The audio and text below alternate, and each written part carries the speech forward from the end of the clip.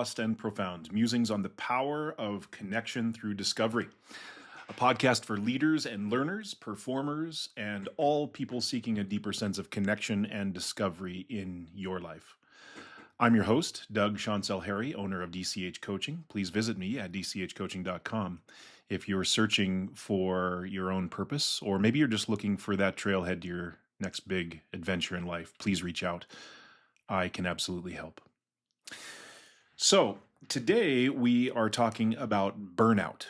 Burnout is not a badge, reclaiming energy in a culture of overwork. Well, we love a good hustle. The all-nighter, the back-to-back Zooms, the inbox zero badge of honor. In many professional spaces, exhaustion has become a status symbol. If you're not running on fumes, are you even trying? But here's the catch. Burnout isn't a badge, it's a warning light. And leaders, especially the most passionate, purpose-driven ones, are often the last to see it flashing.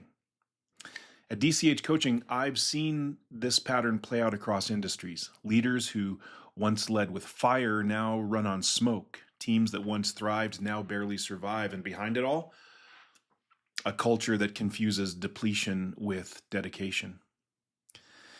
So, when does exhaustion become the expectation? Somewhere along the way, being busy becomes a proxy for being important.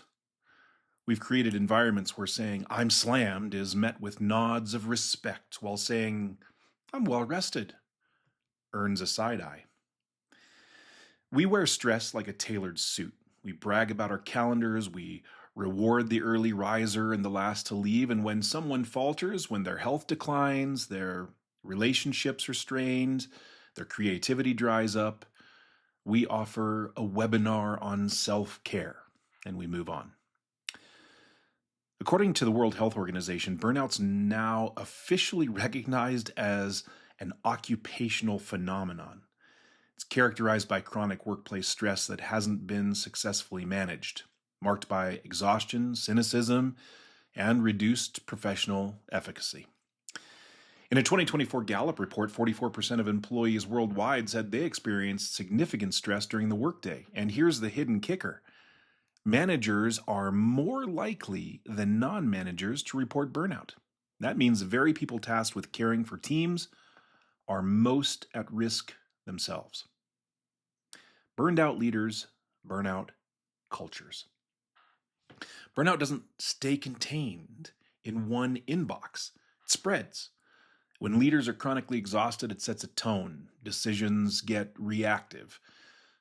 Communication turns curt. Empathy dries up. Creativity tanks. Look, people don't quit jobs, they quit cultures. And nothing drains a culture faster than a leader who's running on empty, but still pressing the gas. Worse yet, burnout is contagious. If you model depletion, your team will follow suit. Not because they want to, but because they think they have to in order to keep up. And what's the long-term cost? Well, according to Deloitte's research, burnout costs U.S. employees an estimated $300 billion annually in turnover, absenteeism, and lost productivity. Let's redefine what resilience looks like. Burnout thrives in silence, in cultures that don't name it, in leaders who pretend they're fine. So the first step is reclaiming energy. The first step to reclaiming our energy is to stop pretending. All right, well, here's what that looks like. Number one, ditch the martyr mindset. Stop equating exhaustion with excellence. You're not more valuable when you skip lunch. You're not more noble when you answer emails at midnight. Rest is not a reward, it's a requirement. Number two, model boundaries. As a leader, your habits set the norm. So if you respond to emails on weekends, you silently expect others to do the same. And if you never take personal time off, your teams won't either. Boundaries aren't barriers, they're standards of care. Number 3, shift the language of praise. Celebrate sustainability. Acknowledge those who make space for reflection, who set healthy limits, who protect their energy as fiercely as their deadlines. Normalize phrases like, that can wait, and let's not overdo it. Number 4, invest in recovery, not just performance. Top athletes don't just train hard, they recover hard. They know performance depends on rest. The same applies to leaders. Build in time for reflection, for creativity, and actual non doing. It's not indulgent, it's intelligent. And number 5, seek coaching or some support. You don't have to navigate burnout alone. Whether it's through executive coaching or therapy or peer networks, get the support you need. Leaders who grow sustainably don't do it solo. So lead with energy, not ego. I say this often to my clients. Burnout doesn't make you a better leader. Presence does. Clarity does. Energy does. We need leaders who can go the distance, not just sprint until collapse, and that requires a cultural reset. One where overwork is no longer the gold standard. One where well-being is a shared responsibility.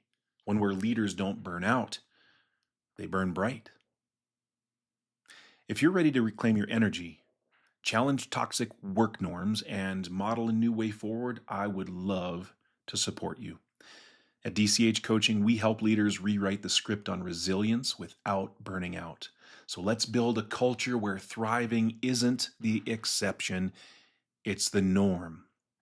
Please visit me at www.dchcoaching.com/services to learn more. And if you like what you've seen and heard so far, please like and subscribe. It really helps me to help others. I look forward to our next adventure together. And until then, happy leading, happy living.